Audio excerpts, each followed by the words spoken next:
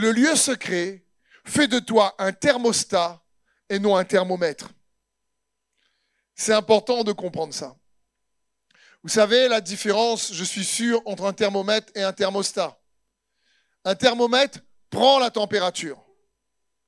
Un thermostat donne la température. Quand tu veux faire cuire un gâteau, tu dis un thermostat combien? 200, 180? Je veux dire, tu donnes la température au four.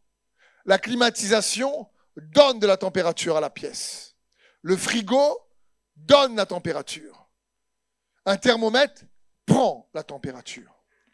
Qu'est-ce que cela signifie pour nous?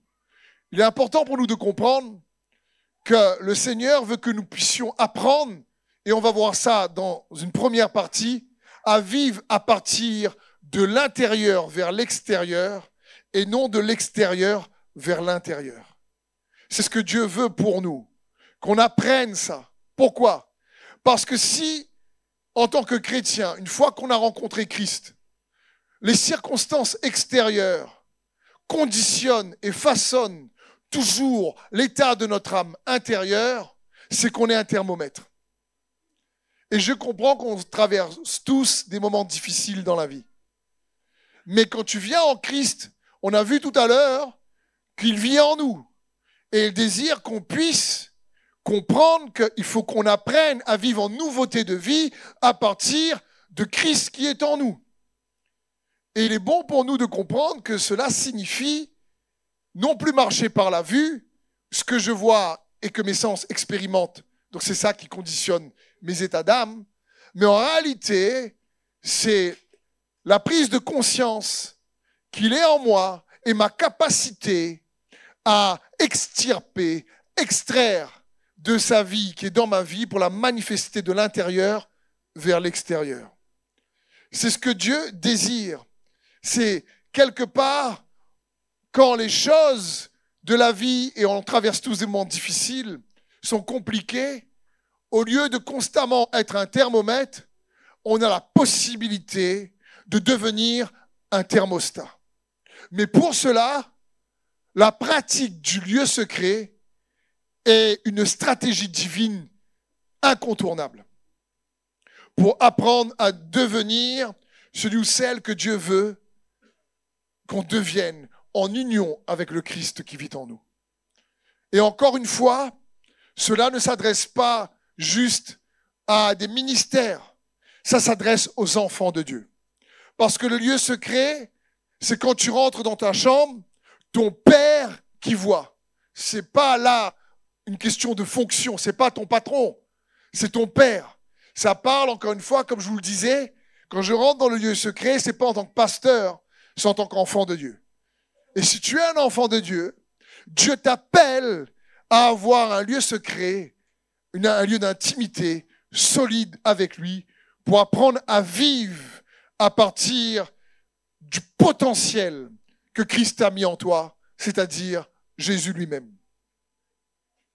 Il y a une histoire d'un homme qui s'appelle Victor Frank. Le connaissez-vous? Vous connaissez Victor Frank? Moi non plus, je ne connais pas. Mais c'est un homme qui était un neurochirurgien pendant l'époque de la Deuxième Guerre mondiale. Il a écrit plusieurs livres et écoutez cette histoire-là. Victor Frank est un neurochirurgien du temps de la Deuxième Guerre mondiale. En 1942, il a été forcé par les nazis de faire avorter sa femme. Puis lui et sa femme, Telly, et sa maman ont été arrêtés et transportés en 1944 au camp d'Auschwitz, où sa maman est morte brûlée et on a enlevé sa femme loin de lui et il ne savait pas où elle était, en 1944. Et en 1945, il a été libéré par les Américains et il a découvert que sa femme était morte. Sa maman était brûlée dans une chambre à gaz. Sa femme n'avait que 24 ans. Après ça, il a écrit plusieurs livres. Et dans l'un de ses livres, il écrit ceci. On peut prendre à un homme tout ce qu'il possède, mais on ne peut pas lui prendre la liberté de choisir comment se comporter dans les circonstances. Quand vous lisez les livres de cet homme, il disait, dans toutes les souffrances que j'ai traversées, je n'ai jamais perdu espoir. Il a failli passer à côté de la mort dans les chambres à gaz, je ne sais pas combien de fois. Sa maman est morte dans une chambre à gaz. On l'a enlevé sa femme. Et quand il a été libéré après la guerre, il apprend que sa femme est morte. Le gars a vécu l'enfer, souvent frappé, nu, maltraité. Et il te dit, mais malgré tout, j'avais le choix de comment me comporter. On a le choix dans la vie de soit de se comporter toujours comme des thermomètres, ou soit d'apprendre à devenir un thermostat. Et le lieu secret, c'est cet espace-temps qui nous donne la possibilité, la capacité d'apprendre à devenir un thermostat pour réaliser que celui qui est en nous est bien plus fort que celui qui est dans le monde. 1 Jean 4,4. Petits enfants, vous êtes de Dieu. Et vous les avez vaincus parce que celui qui est en vous est plus fort que celui qui est dans le monde. Et ça, c'est un verset très connu. Et souvent, on le dit, celui qui est en nous est plus fort que celui qui est dans le monde. Et on ne réalise pas que cela signifie d'apprendre à vivre à partir de celui qui vit en nous. D'être un thermostat et pas juste un thermomètre. Et c'est ce que Dieu désire que nous puissions comprendre. Dans les Écritures, dans plusieurs endroits, Jésus va dire « Le royaume des cieux est en vous ». Jésus va dire « Je suis aussi en vous ». Il va dire dans 1 Corinthiens 6, 19 « Ne savez-vous pas que votre corps est le temple du Saint-Esprit qui est en vous et que vous avez reçu de Dieu et que vous ne vous appartenez point à vous-même » Ici il dit « Le Saint-Esprit est en vous ». Vous êtes le temple du Saint-Esprit. Jésus est en nous. Le royaume de Dieu est en nous. Celui qui est en toi est plus fort que celui qui est dans le monde. Jésus va même dire que le Saint-Esprit va être comme des fleuves d'eau vive en nous. Donc, il faut bien réaliser ça. Il va dire, mais la vie éternelle, elle est en toi. Elle n'est pas à côté de la planète Mars. Pas dans l'espace. Parce que Jésus vit en nous. Et un autre passage, dans 2 Corinthiens 13, 5, nous dit ceci. Désormais, vos âmes seront fortifiées et guéries si vous restez fermes dans votre foi. N'avez-vous pas déjà fait l'expérience de Jésus-Christ lui-même vivant en vous? Sinon, vous êtes défectueux. Ça, c'est molle. Ici, l'apôtre Paul dit, hey, il dit aux Corinthiens, wow. D'autres versions disent, examinez-vous vous-même pour voir si vous êtes dans la foi. Est-ce que vous ne reconnaissez pas que Jésus-Christ vit en vous? Et ici, il rajoute, si vous n'arrivez pas à réaliser ça, c'est qu'il y a une défaillance quelque part. Il y aura une insuffisance quelque part. Parce que si tu es un enfant de Dieu, Jésus vit en toi. Et il désire que nous puissions comprendre ça. Il est en nous. Et il n'est pas en nous pour faire dodo. Il n'est pas en nous juste pour qu'on dise qu'il est en nous. Il est en nous justement pour nous communiquer la vie, pour nous communiquer l'espoir, pour nous communiquer la paix, pour nous communiquer sa sagesse, sa puissance, sa force, pour nous communiquer son amour. Il est en nous pour qu'il y ait un transfert de ses qualités vers nous, de son potentiel vers nous. C'est pour ça qu'il s'appelle l'Emmanuel. Christ, pas uniquement au milieu de nous, Christ en nous. Et la parole de Dieu nous dit, l'apôtre Paul nous dit dans Colossiens, voici un mystère caché depuis les temps anciens et révélé maintenant et encore plus dans les temps futurs, Christ en nous, l'espérance de la gloire. Et on oublie ça. Donc, on va essayer de voir ensemble comment mieux stimuler, activer la force de Christ en nous. Parce que c'est ce que Dieu désire. Il désire qu'on puisse réaliser qu'il vit en nous. Et c'est pas rien. C'est pour ça que j'aime dire, si tu prends un véritable chrétien qui traverse une difficulté, et tu prends un non-chrétien qui traverse la même difficulté, les deux n'ont pas les mêmes avantages. Il y en a un qui a Christ en lui.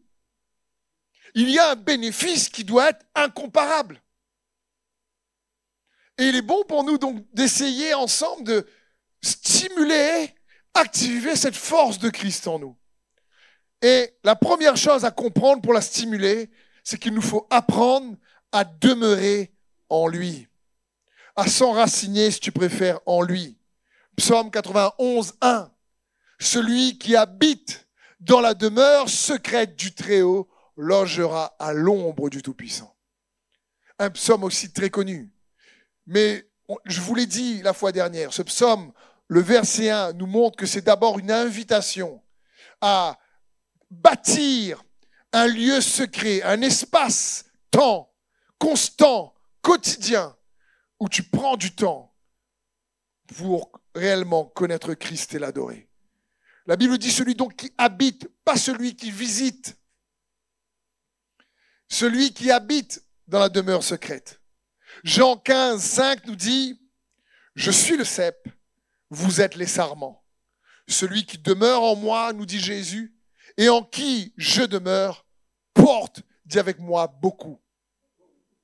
Porte beaucoup de fruits, car sans moi, vous ne pouvez rien faire. » Le Seigneur désire que ta vie soit fructueuse. Si tu préfères, remplace le mot fructueux par le mot satisfaisant. Que tu te sens dans ta vie accompli. Que tu as une satisfaction de vivre ta vie chrétienne. C'est dans ce sens. Et Jésus dit, mais enracinez-vous en moi, demeurez en moi. Et comment demeurer en lui? J'aimerais vous encourager à pratiquer 3 choses pour demeurer réellement en lui. Très simple. On demeure en Christ en engageant 3 dynamiques dans le lieu secret.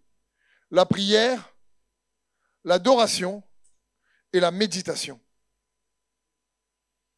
Si tu t'emploies chaque jour à t'engager, à pratiquer ces 3 choses. La prière, il y a toutes sortes de prières.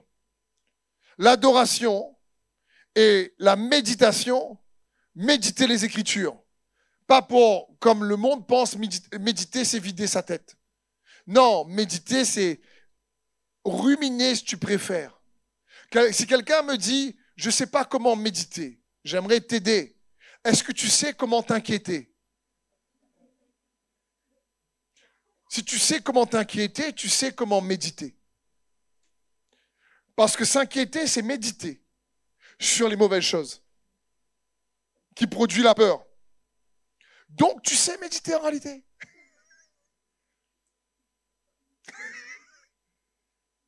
Parce que quand quelqu'un s'inquiète, qu'est-ce qu'il fait?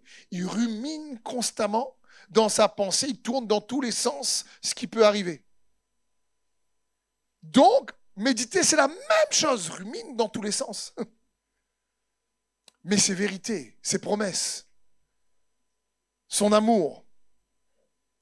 Et c'est dans ce sens pourquoi c'est important de combiner ces 3 dynamiques puissantes et de les engager dans le lieu secret pour apprendre à demeurer. Parce que l'apôtre Paul va dire, intérieurement parlant, les armes avec lesquelles nous combattons sont puissantes par la vertu de Dieu pour renverser des forteresses. Et nous renversons les faux raisonnements. Et nous amenons toute pensée captive à l'obéissance de Christ. Il est en train de dire, nous amenons toute pensée qui s'élève contre la connaissance de Christ, réellement à devenir captive à l'obéissance de Christ. Le but de prier, le but réellement de méditer et d'adorer, c'est de faire en sorte qu'on soit renouvelé dans notre pensée pour penser plutôt comme Christ pense. Et je suis d'accord que Si tu me dis oui, mais je ne peux pas contrôler toutes mes pensées. Parfois oui, mais tu peux contrôler les plus élevées, celles qui vraiment est en train de t'affecter en te décidant, en allant dans le lieu secret et en demandant à Dieu son aide. Et en parlant à toi-même. Au lieu de rentrer dans le lieu secret et d'expliquer à Dieu la profondeur et la difficulté de ton problème, il connaît ton problème. Il connaît mon problème. Si tu rentres dans le lieu secret, en réalité, pour parler à ton problème de Dieu, tu lui expliques comment Dieu est grand, il est fidèle, il est capable. Et tu te rappelles la grandeur de Dieu. Et tu vas dans ce sens. La Bible dit qu'un homme et une femme bénis, c'est celui ou celle qui est planté, qui comprend, qui est planté comme un arbre. Psaume 1:1. Heureux l'homme qui ne marche pas selon le conseil des méchants, qui ne s'arrête pas sur la voie des pécheurs et qui ne s'assit pas en compagnie des moqueurs, mais qui trouve son plaisir dans la loi de l'Éternel et qui la médite jour et nuit. La parole de Dieu est extraordinaire. Il est comme un arbre planté près d'un courant d'eau qui donne son fruit en sa saison et dont le feuillage ne se flétrit point. Tout ce qu'il fait, lui, réussit. Pourquoi le feuillage ne flétrit point? Ça signifie même dans un été très chaud, même quand une période désertique, même quand une saison difficile dans sa vie, et ben malgré tout, son âme reste en bonne santé. C'est dans ce sens. Son âme n'est pas endommagée parce qu'il apprend dans le lieu secret à méditer. Et pour bien comprendre, j'aimerais peut-être nous montrer qu'est-ce qui s'oppose à un arbre planté. Connaissez-vous, c'est quoi un virevoltant? Vous connaissez, c'est quoi? Vous connaissez pas ce mot? Dis pas ça à Réunion, mais virevolta où dans l'instant? Un virevoltant, est-ce qu'on peut mettre l'image, s'il vous plaît, du virevoltant? Vous avez déjà vu ça dans les films, dans des airs qui roulent là comme ça? Au gré du vent? Les films cow-boys, exactement. Donc, dans les films cow-boys, on le voit souvent, ça, tu vois, le vent passe, tu vois le virevoltant virevolter. C'est quoi un virevoltant? C'est une plante qui pousse, et une fois qu'elle a commencé à grandir, elle sèche parce qu'elle se sépare de ses racines, et elle meurt. Et elle est ballottée au gré du vent. Malheureusement, parfois, il y a dans des églises, pas ici, des chrétiens virevoltants. C'est qu'il n'y a pas de racines. Il n'y a pas de fondation solide. Dès qu'il y a une tempête, ils virevoltent. Et mon frère et ma sœur, Dieu veut faire de toi et de moi un arbre planté près d'un courant d'eau. Pas un virevoltant. Parce que le virevoltant, c'est justement celui qui est plus un thermomètre. Chaque fois, quand la vie va bien, j'ai appris une bonne nouvelle, là, il est content, là. Là, il est content, franchement. Parce que si, en plus, quand tout va bien, tu vas pas bien, c'est qu'il y a vraiment un souci. Et il faut être honnête à ce moment-là avec soi-même. C'est-à-dire, comme David va dire à lui-même, « Oh mon âme, pourquoi te lamentes-tu, bec à linette ?» Va dire, mon âme, il y a un souci. Pourquoi t'es pas bien? Et il est honnête. Et il commence à dire à son âme, mais loue l'Éternel. Il est dans le lieu secret, le gars, là. Il n'a pas envie de rester comme ça. Il a besoin de l'intervention de Dieu. Mais Dieu veut que nous puissions réaliser que être un arbre planté va impliquer qu'on puisse s'exercer à la piété en s'engageant à pratiquer un lieu secret, un espace-temps habituel, quotidien, où on engage ces trois dynamiques, la prière, l'adoration et la méditation. Ça fait la différence. C'est ça qui te plante. Le fait de passer du temps avec lui. Parce que s'il y a bien une chose que la prière, l'adoration et la méditation produisent, c'est qu'elle active une visitation. C'est sûr.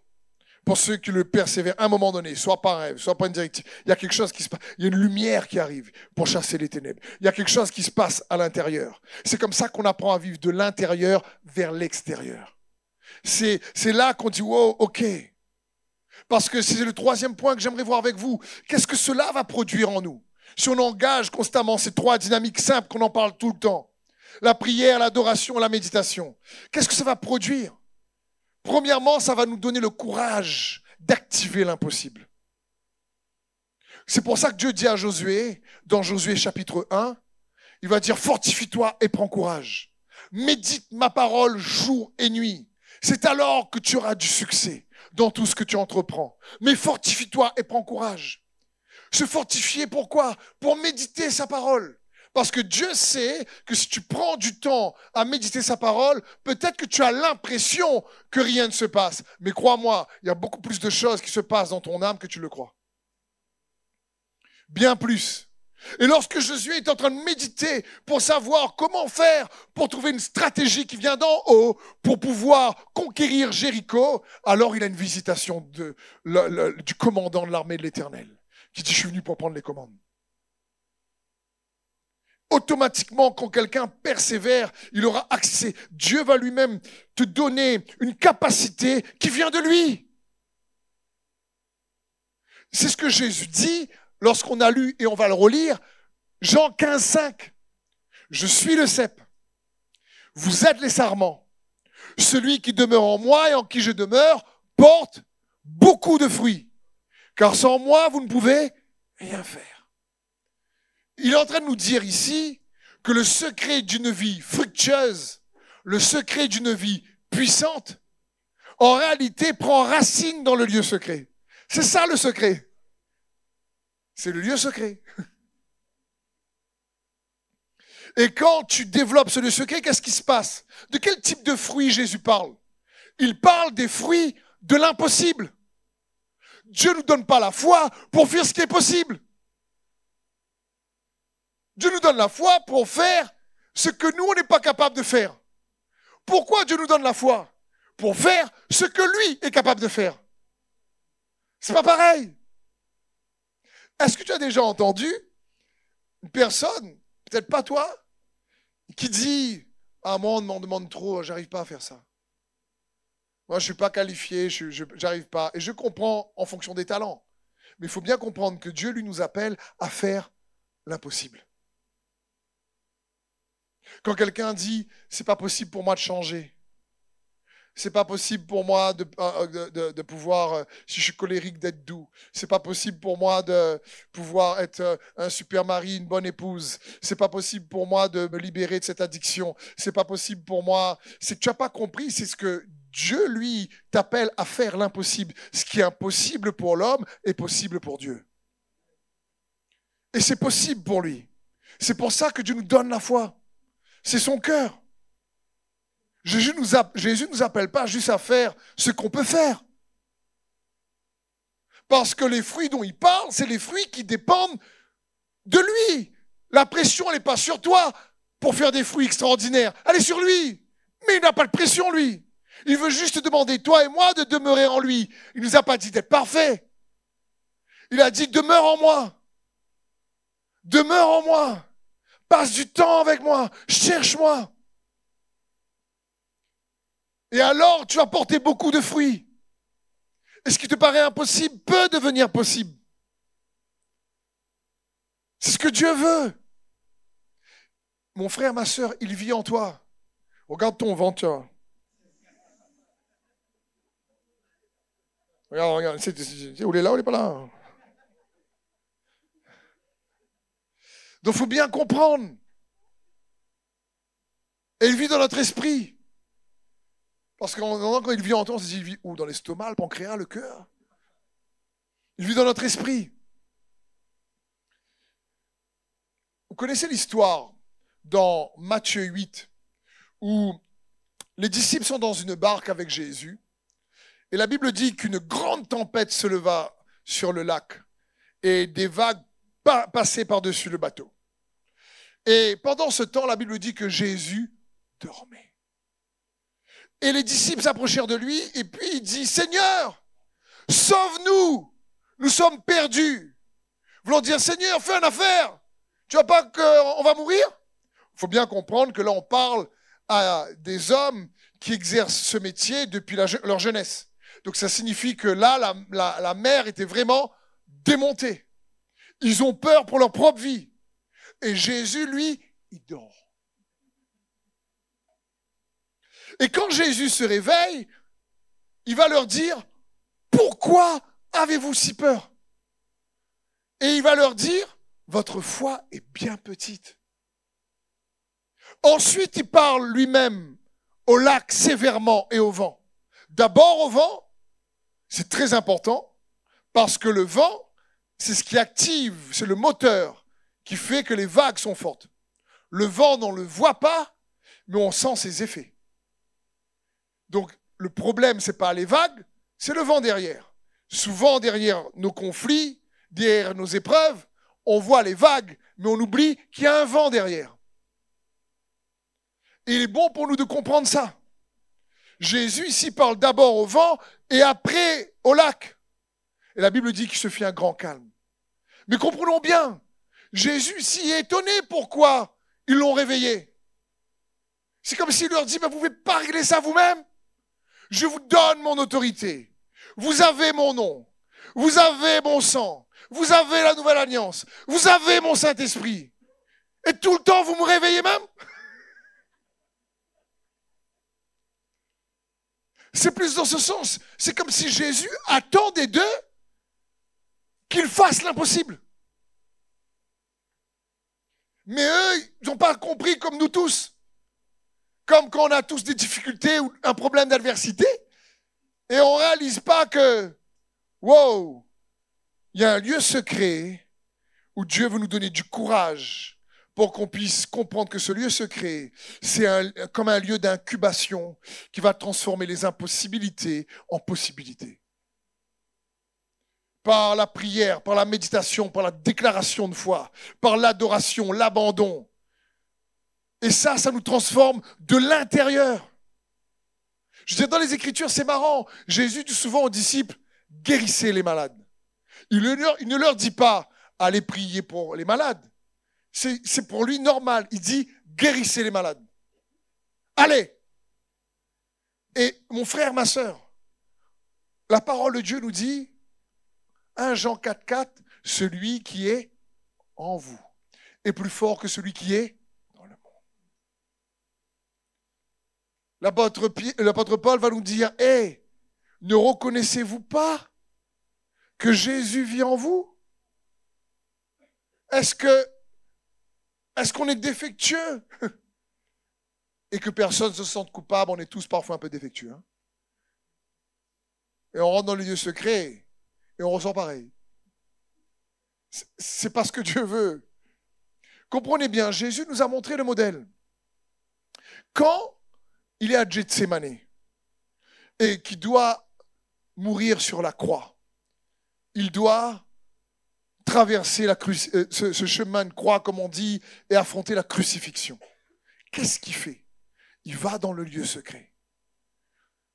Et il dit aux disciples, mon Père est en moi, je suis en lui. Qu'est-ce qu'il est parti faire d'après vous?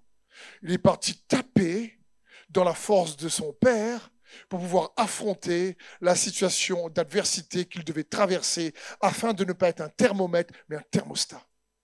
C'est pour ça que sur la croix, il était capable de dire « Père, pardonne-leur parce qu'ils ne savent pas ce qu'ils font, parce que la méchanceté des gens vers lui n'a pas produit une méchanceté en lui. » C'est dans ce sens. Et ce Jésus glorieux vit en toi et moi. Est-ce que tu réalises ça? Il est capable et il veut que nous puissions, oui, nous rappeler qu'il est là. Il est dans ta barque aussi. Oui, si tu le réveilles, il va le faire. Mais il est là et te dit, mais je t'appelle aussi à faire l'impossible. Le lieu secret va produire cette capacité qui est connectée au cep parce qu'on est les sarments. Le fruit se produit pas parce qu'on est fort, mais parce que lui, il est fort en nous. Afin que le faible dise, je suis fort. Quelle autre chose que le lieu secret peut produire lorsque tu prends du temps à aller chercher Jésus pour toi-même. Le lieu secret donne accès à la sagesse de Dieu. Et on a besoin de la sagesse de Dieu. Parce que parfois, ça va être dans sa sagesse qu'on va pouvoir avoir les solutions qu'on ne connaît pas pour régler la tempête, le problème que l'on traverse. La sagesse, c'est vraiment un des piliers aussi majeurs pour porter des fruits qui honorent le Seigneur. La Bible dit dans 1 Corinthiens 2, 4, « Ma parole et ma prédication ne reposaient pas sur les discours persuasifs de la sagesse humaine, mais sur une démonstration d'esprit et de puissance, afin que votre foi soit fondée non sur la sagesse des hommes, mais sur la puissance de Dieu. » Donc Paul dit, écoutez, quand je suis venu vers vous, Église de Corinthe, j'ai démontré la puissance de Dieu. Mais il va dire quelque chose de profond ensuite encore. Au verset 6, il va dire ceci. « C'est pourtant bien une sagesse que nous enseignons parmi les hommes. Mûre, mais une sagesse qui n'est pas de ce temps, ni des chefs de ce temps, qui est vouée à la destruction, ce temps. Non, nous vous annonçons la sagesse de Dieu, mystérieuse et cachée. Celle que Dieu, avant tous les temps, avait préparée d'avance pour notre gloire. » C'est magnifique. C'est-à-dire, il y a une sagesse préparée d'avance pour toi et moi. Si tu peux, frère, le mot préparé signifie réellement prédestiné. C'est Dieu a déjà pris. Il n'est pas surpris par ton problème. Il ne dit pas, oups, je ne sais pas là comment régler la situation. C'est important de comprendre ça. Il y a une possibilité d'avoir accès à sa sagesse. Cependant, au verset 14, l'apôtre Paul va dire ceci. Il va dire, mais l'homme naturel n'accepte pas ce qui vient de l'Esprit de Dieu, car c'est une folie pour lui. Il en est incapable de le comprendre, parce que c'est spirituellement qu'on en juge. Ici, l'apôtre Paul va dire, mais l'homme naturel, il n'arrive pas à comprendre les choses de l'Esprit. C'est trop bizarre pour lui. Et donc, il n'arrive pas. Et pourtant, l'apôtre Paul dit, mais si, il y a une sagesse. Il y a une sagesse, comme on a lu tout à l'heure, qui est mystérieuse et cachée. Et cette sagesse-là, Dieu désire qu'on puisse la trouver. Qu'est-ce que signifie le mot caché? Le mot caché signifie que c'était classifié. C'est comme quelque chose de protégé, de secret, mais protégé. Et il faut quelque part une autorisation pour aller réellement désemballer ce qui a été caché. Mais ça parle de quelque chose de précieux en réalité pour toi. Une sagesse, c'est quoi la sagesse de Dieu? C'est une stratégie supérieure, si tu préfères, une idée meilleure. C'est une réponse que Dieu peut donner lorsque toi, tu n'en trouves pas. C'est une solution qui vient de son cœur. C'est un chemin que Dieu peut ouvrir que toi, tu ne sais pas comment faire. C'est une clé qu'il te donne alors que tu n'avais jamais pensé. Le lieu secret donne accès à la sagesse de Dieu mystérieuse et cachée. Et ça, c'est accessible. C'est ce que Dieu veut pour chacun d'entre nous. Il connaît ton problème. L'apôtre Jacques va dire, si quelqu'un souffre, qu'il demande à Dieu de la sagesse. Mais lorsqu'il demande, qu'il demande avec foi. Pourquoi? Parce que quand tu comprends, écoute bien ceci, mon frère et ma sœur, s'il te plaît. Quand tu réalises que Dieu, le Seigneur, n'est pas surpris par les tempêtes que toi et moi nous traversons, et que quelles que soient les tempêtes que nous traversons, on ne doit pas faire tempête, il a prévu réellement une solution préparée d'avance. Alors, qu'est-ce qui se passe? Quand tu vas le chercher dans le lieu secret, tu ne vas pas avec cette attitude où tu te dis, Seigneur, je prie, j'espère qu'il y aura une solution. Tu vas avec l'attitude pour trouver la solution qui existe déjà. C'est pas pareil du tout. C'est pas la même approche. Un va avec foi, l'autre va avec peut-être dawa. Ou se manquer. Et donc, va à la présence de Dieu en disant peut-être que Dieu aurait une solution. C'est pas comme ça. Quand l'apôtre Jacques dit demande avec foi, elle est en train de dire comprends bien la sagesse de Dieu là. Elle est mystérieuse et cachée. Ça signifie qu'elle est classifiée, elle est scellée, mais elle est sur mesure pour toi. Elle est sur mesure pour ton problème. Il n'y a pas un problème que Dieu n'est pas capable de résoudre. Cependant, ce n'est jamais souvent notre manière. Et parfois, il va le révéler en son temps. C'est comme quand Joseph n'a pas compris pourquoi il était esclave et ensuite prisonnier. Mais c'est parce que dans la sagesse de Dieu, Dieu voulait faire de lui un leader qui sauve l'Égypte, qui sauve Israël et qui sauve toutes les nations. Et donc Dieu le préparait pour une dimension qui dépassait sa propre compréhension. Et quand Joseph a compris et qu'il revoit ses frères des années plus tard, il leur dit, c'est pas vous qui m'avez envoyé ici, c'est Dieu. Dieu a toujours une solution. Il y a une sagesse à chaque fois. C'est possible d'accéder. Mais quand tu y vas dans ton lieu secret, va pas en espérant qu'il y a une solution. Va parce qu'il y en a une.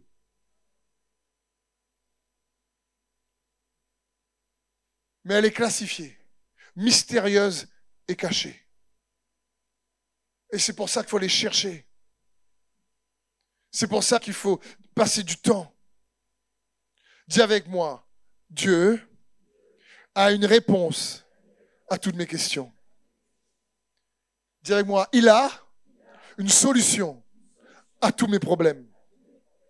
Dis avec moi, il a un chemin lorsque la voie semble sans issue. Si tu crois en ça, tu ne rentres pas dans le lieu secret pareil. Il faut bien comprendre. Peut-être que la solution ne te plaît pas seulement, mais il y en a une. C'est peut-être pas la tienne, celle que toi tu avais prévue, ou que tu avais envie. Justement, il veut nous dépouiller de notre envie parfois. Mais il en a une bien meilleure que ce qu'on a pour nous-mêmes.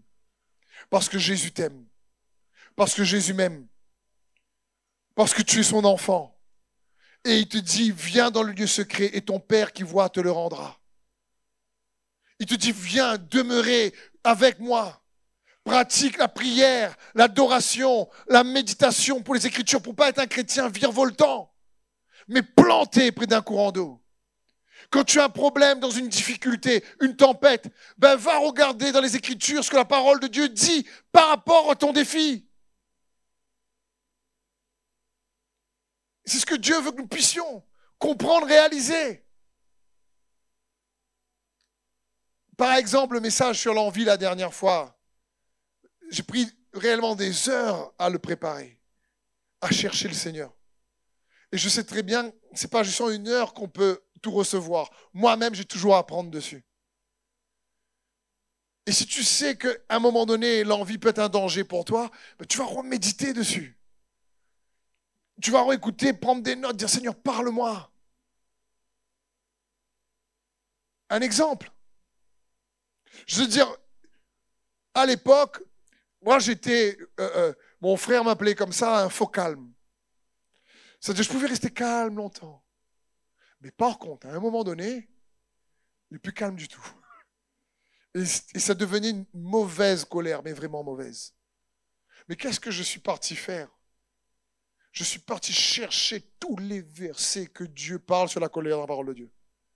Les effets. Et j'ai médité. Je dis, Seigneur, arrache ça de mon cœur. Je ne veux pas être comme ça. Seigneur, je ne veux pas être comme ça. Je dis, ta parole dit, et dans le lieu secret, je bombardais. Seigneur, il faut que tu me changes. Moi, je ne veux pas être comme ça. Je suis une nouvelle créature. Mais ça, tout le monde peut le faire. Et je n'ai pas fait parce que je suis pasteur. C'est parce que j'ai envie de ressembler à Jésus. Parce que je suis un enfant de Dieu. Et je ne vais pas me laisser mes émotions me conduire. Je ne vais pas laisser les forteresses, les faux raisonnements, souvent dans un tourbillon émotionnel, décider de mes choix. Choisis de dire, Seigneur, non, je laisse ta vérité me libérer et changer l'expérience émotionnelle. C'est dans ce sens.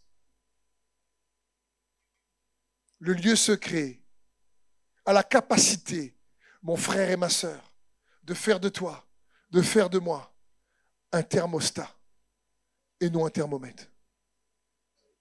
Si tu réalises que cet espace-temps où tu t'exerces à pratiquer des activités spirituelles, comme la prière, comme l'adoration, comme la méditation, va t'aiguiser, va aiguiser et élargir tes capacités spirituelles, va te rendre de plus en plus habile pour pouvoir extraire de Christ qui vit en toi sa paix, sa force, sa joie, son espérance.